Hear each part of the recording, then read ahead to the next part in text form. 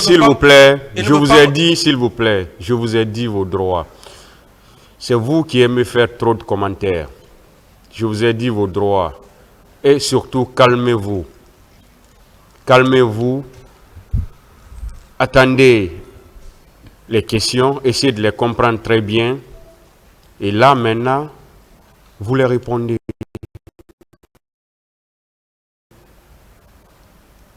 Allez-y, maître. Voilà, je disais, pourquoi voulez-vous créer de la diversion autour de cette affaire, mon capitaine? Pourquoi? Vous dites? Pourquoi vous voulez créer de la diversion? Pourquoi?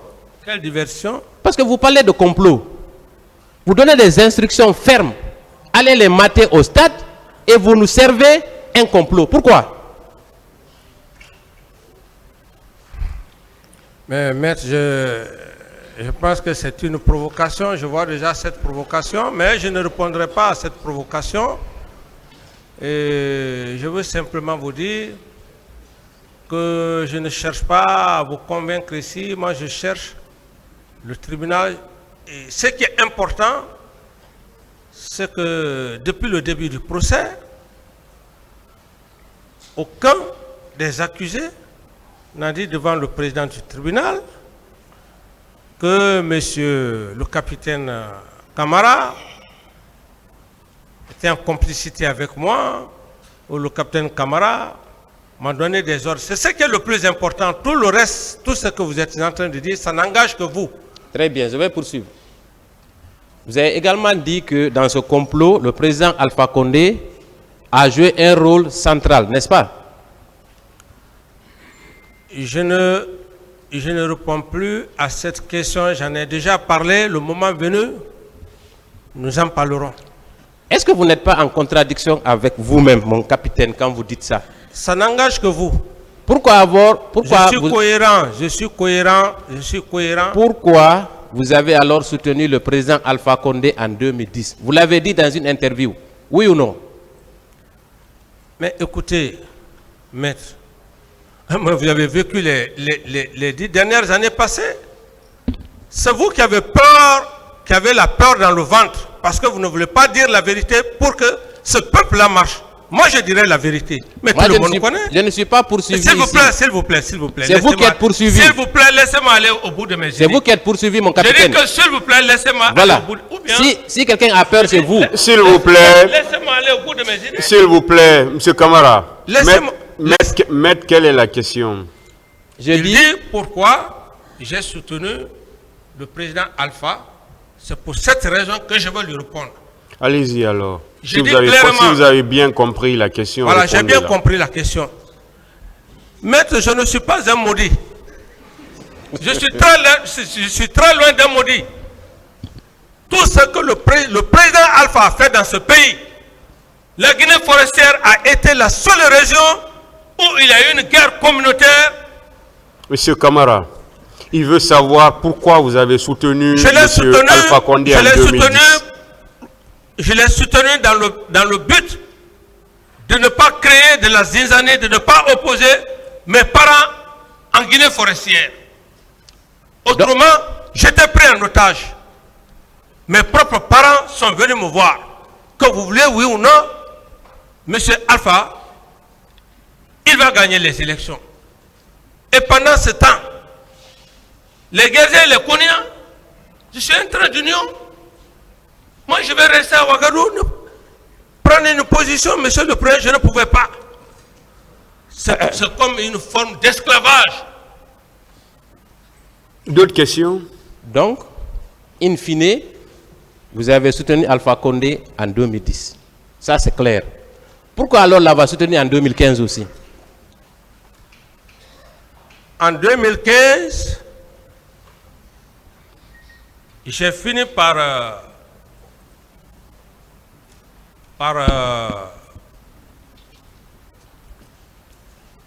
me déchaîner. Me déchaîner comment?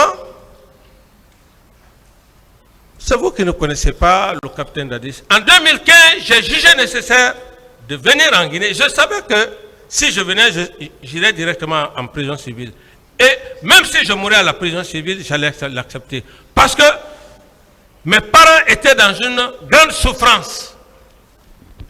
C'est pour cette raison, en 2015, je ne lui ai pas soutenu. Chaque fois qu'on le soutenait, c'était des fausses promesses. Le lendemain, ce sont des cognats et des guerriers qui s'entredéchirent. Est-ce que vous l'avez soutenu également en 2020? Vous dites? Vous l'avez soutenu encore en 2020, n'est-ce pas? 2020. Oui, pour le troisième mandat, mon capitaine. Mais le troisième mandat, mais allez-y, demandez la grande gueule. Moi, je ne suis pas un homme fou. Quand la presse est venue, quand il a envoyé, comment dire, la grande gueule, me voir, j'ai dit, où est la Constitution? Je ne peux pas soutenir sans Constitution. Et c'est là où d'ailleurs j'ai dit le mot, j'ai dit que le faire, je suis un ancien président, ce serait de mettre de l'huile sur le feu. Mon capitaine, vous voyez, cela contredit tout ce que vous avez dit.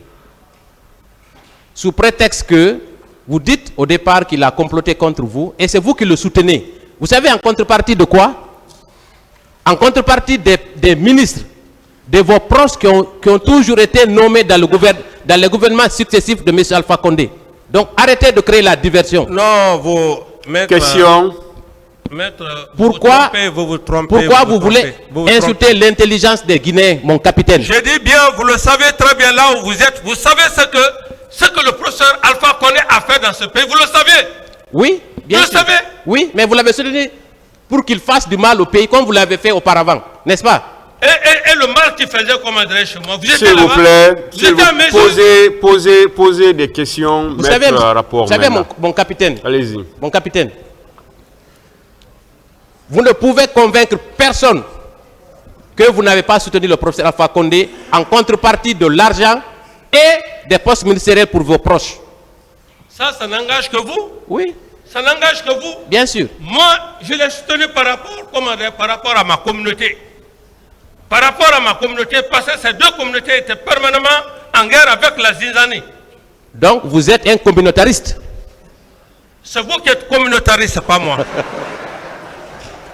S'il vous plaît, maître, revenez maintenant au fait. Voilà. Merci, Monsieur le Président. Après l'épisode d'Alpha Condé, vous avez parlé du général Lansana Conté, à qui d'ailleurs vous avez rendu un vibrant hommage, n'est-ce pas, pour le respect que vous aviez pour lui, n'est-ce pas? Posez votre question. Très bien. Vous avez dit que c'est grâce à lui que vous avez été préparé à prendre le pouvoir, n'est-ce pas? Posez votre question. Mais c'est une question.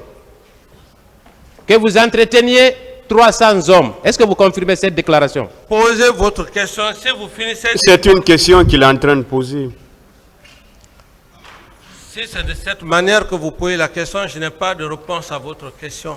Est-ce que, mon capitaine, pendant le régime de Lansana Conté, vous entreteniez 300 soldats guinéens, que ce soit pour les sacs de riz, que ce soit pour les besoins alimentaires et de l'argent? Est-ce que vous donniez de l'argent régulièrement aux soldats guinéens? Je ne réponds pas à cette question. Est-ce que ce n'est pas ce qui vous a rendu populaire au sein de la Grande Muette? Qu'importe l'essentiel, je n'ai pas fait de mal.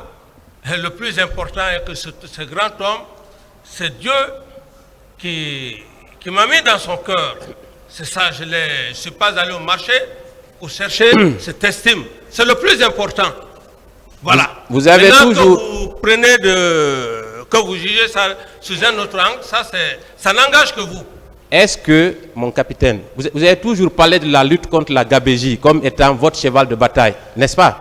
Je dis que je ne réponds plus à votre question. Et par conséquent, je vais demander à Monsieur le Président que je vais garder mon droit de silence à cet avocat.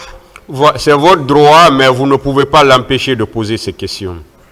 Vous avez vos droits, il a les leurs. Donc, il va poser ces questions et vous allez les répondre. Mais puisque... S'il vous plaît, je vous ai dit vos droits. Ces droits aussi, il a aussi le droit de poser ces questions. Allez-y, maître. Alors, moi, la question que je me pose, et je vous la pose d'ailleurs, à combien étiez-vous payé à l'époque? Je ne saurais vous le dire. Donc, techniquement, il était impossible pour vous d'entretenir 300 soldats si vous-même vous ne participiez pas à des détournements, n'est-ce pas? Je dis que je ne saurais vous le dire. Ça Très bien. n'engage que vous. Très bien, on va poursuivre. Ça n'engage Et que vous. mon capitaine, quand vous êtes arrivé au pouvoir, vous avez fait la gabégie, la lutte gabégie financière, des discours creux. Est-ce que vous-même, un discours creux, ce n'est pas une injure, confrère, s'il vous plaît? Continuez, maître. Alors, Non, mais vous n'êtes pas un S'il bon vous plaît, avocat. vous attendez la Ce n'est question, pas un monsieur bon Camara. avocat. Parce que vous voulez troubler. Monsieur, vous ne pouvez pas me monsieur manquer de Camara, respect. monsieur S'il vous plaît. Camara, Vous ne pouvez pas me manquer c'est du pas à vous respect. maître, d'apprécier. vous contribuez au trouble de Est-ce que vous l'audience. comprenez français? Vous contribuez au trouble de l'audience parce que Vous tout ce comprenez qu'il a Je ne dit, peux pas il l'accepter. n'a Ce rien n'est pas à dit de vous méchant. d'apprécier mes qualités. Vous contribuez Si vous avez été au monté, trouble de l'audience. Si vous avez été monté, je n'ai pas affaire avec vous. Si vous êtes monté, si on vous a fait monter, on vous a donné de l'argent pour simplement... Monsieur Camara, vous êtes à la barre d'un tribunal. Monsieur le Président, S'il vous plaît. il ne peut pas me... S'il il ne vous peut plaît, pas me vous me laissez frustrer. parler. Il ne peut pas. Il ne Vous me peut laissez- pas. Vous me laissez parler. Vous me laissez parler. Nous sommes dans une salle d'audience. Nous ne sommes pas dans un bistrot où tout est permis.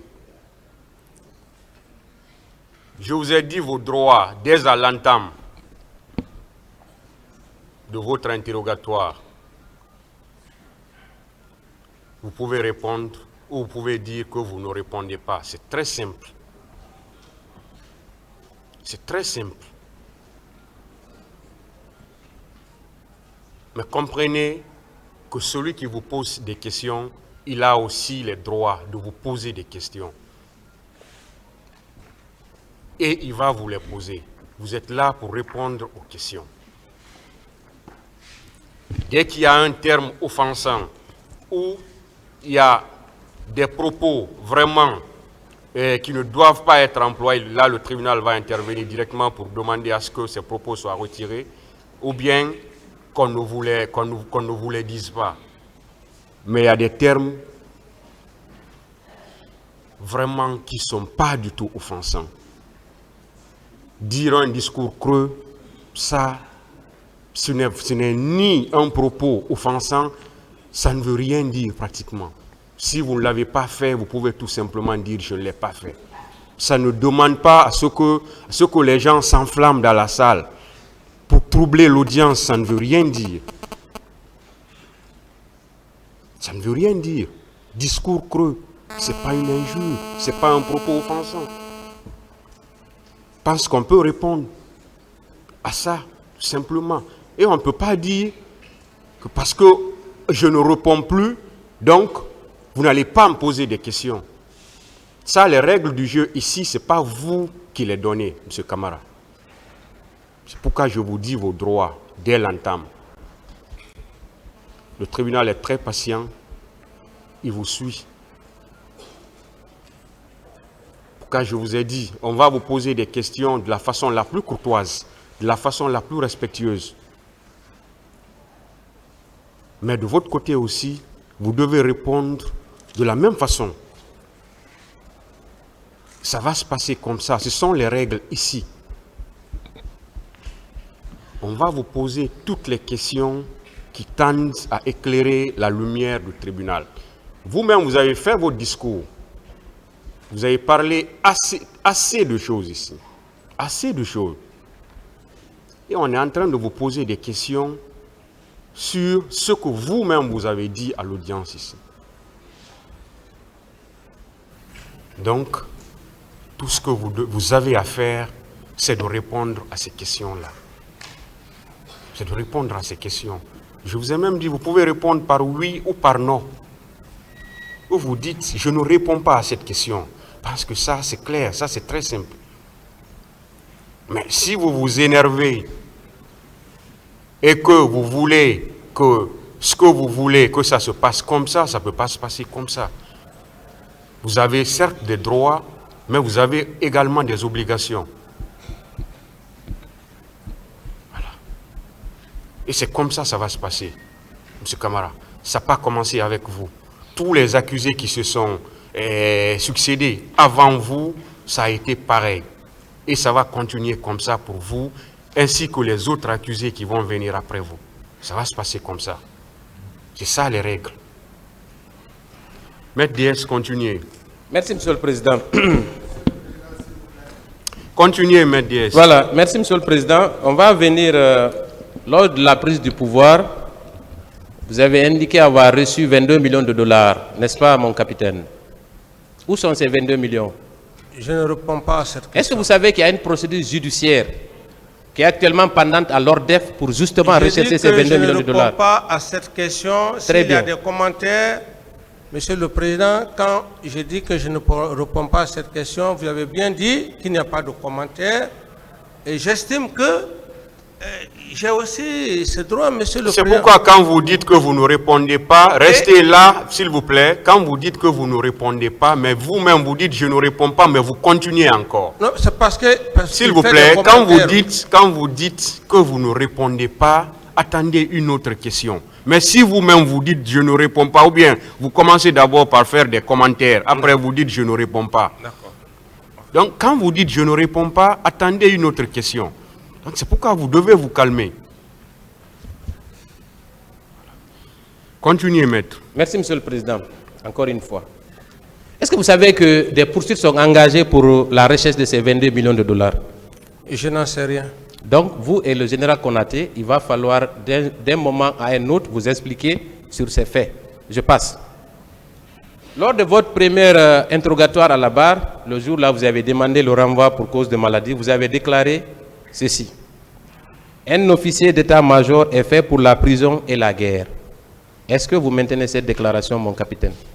Je voulais juste dire le caractère d'un officier d'état-major. Un officier d'état-major, c'est un homme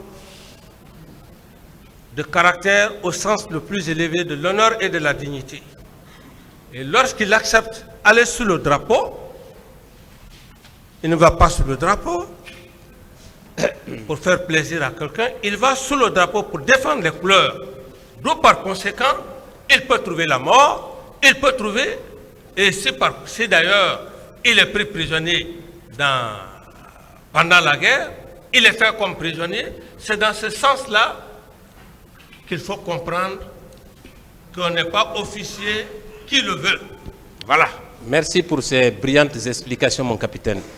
Mais est-ce que moi j'ai envie de vous dire que la prison est un déshonneur pour un officier d'état-major? Un officier d'état-major maître, ne va en prison que quand il a commis des crimes. Et dans votre cas, vous êtes responsable de la mort de plus de 150 personnes. Raison pour laquelle vous êtes en prison, mon colonel. Est-ce que aujourd'hui on peut dire que vous êtes un homme d'honneur? Je suis un homme d'honneur pour la simple raison qu'il y a plus de 10 ans, j'ai toujours demandé qu'il y ait justice. C'est ce qui fait la différence d'un officier d'honneur. Le tribunal, personne le tribunal appréciera ainsi que le public. J'en ai terminé. Calmez-vous, j'en ai fini. Laissez-moi parler. Merci beaucoup. Je n'ai plus besoin de votre réponse. C'est bon, Monsieur le Président, j'en ai terminé. Personne ne m'a obligé de venir du Burkina Faso. S'il vous plaît, maître, asseyez-vous. Arrêtez.